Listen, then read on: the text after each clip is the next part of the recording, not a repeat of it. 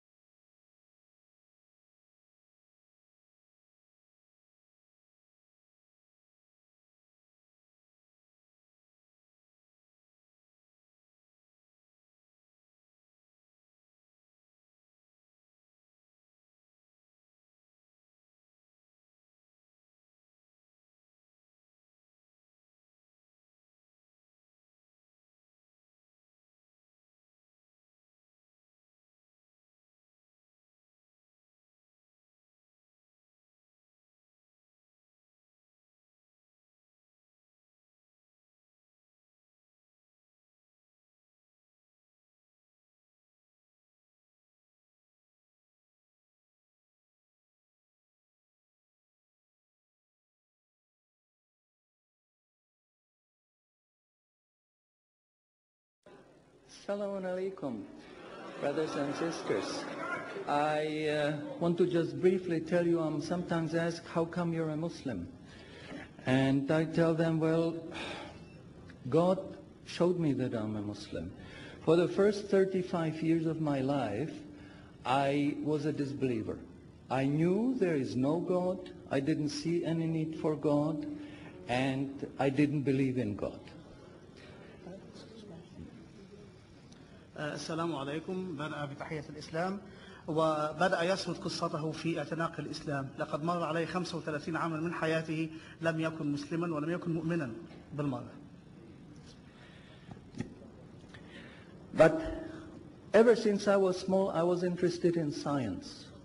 And as my knowledge of science grew, 25 years ago, in basically a flash, I came to the conclusion that the universe is so perfectly made and everything so perfectly matches together that there must be God. So in 1 second, I went from certainty there is no God to certainty there must be God and only one God.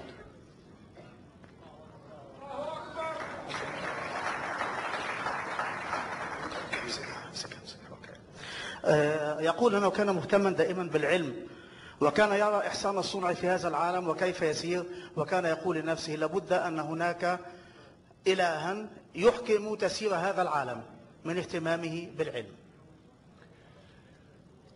So I accepted there is God. I said, أشهد أن لا إله إلا الله. وبذلك أدرك أن هناك إلها وشهد الشهادة. But I was not looking for a religion. I thought all religions are wrong. Christians say this is one. The Jews said, Jews are chosen people, and if you're not Jew, you're not chosen. And about Islam, I only had negative information.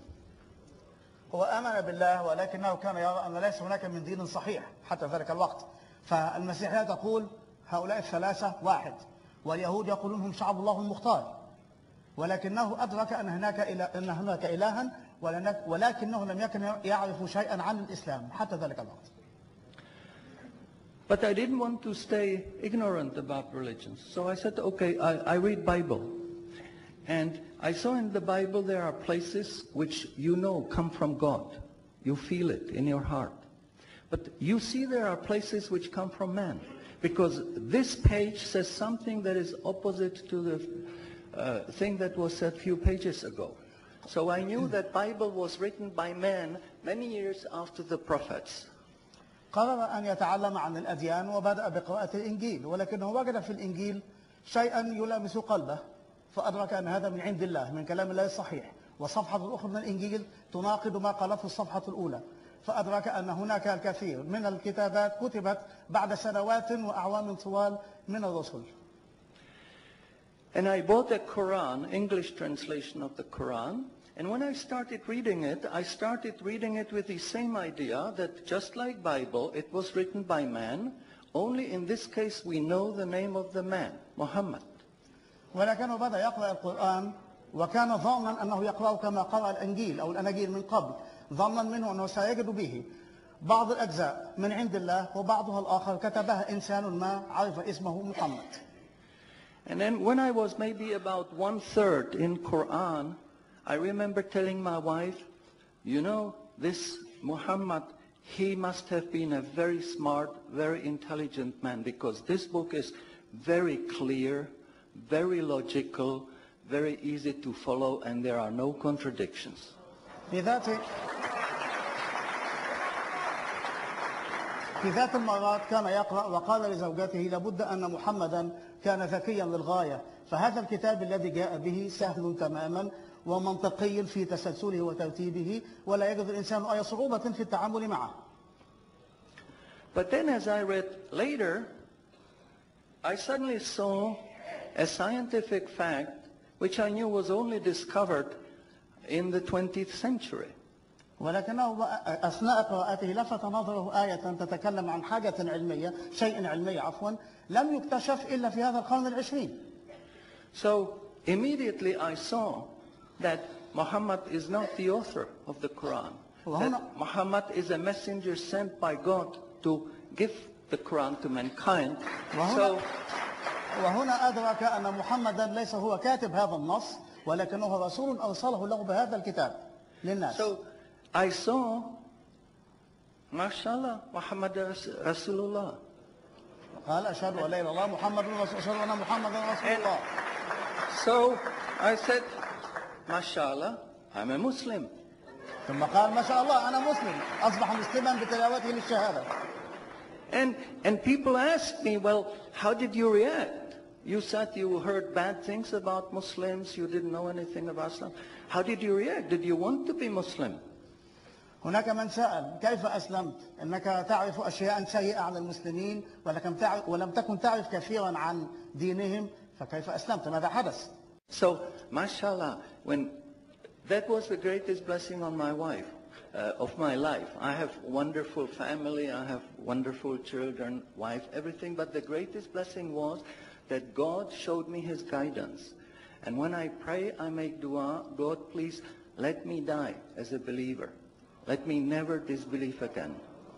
لم يكن له خيار إلا أن يكون مسلما، فكما قال أنه ولد طفلا ونمى وكبر وأدرك أنه ولد ولم يكن له في ذلك خيار، ولكنه وجد أن لا خيار له سوى الإسلام، وبذلك أصبح مسلما، وهو دائما يصلي ويدعو الله ألا يتركه يموت على ملة غير الإسلام بعد أن اهتدى إليها.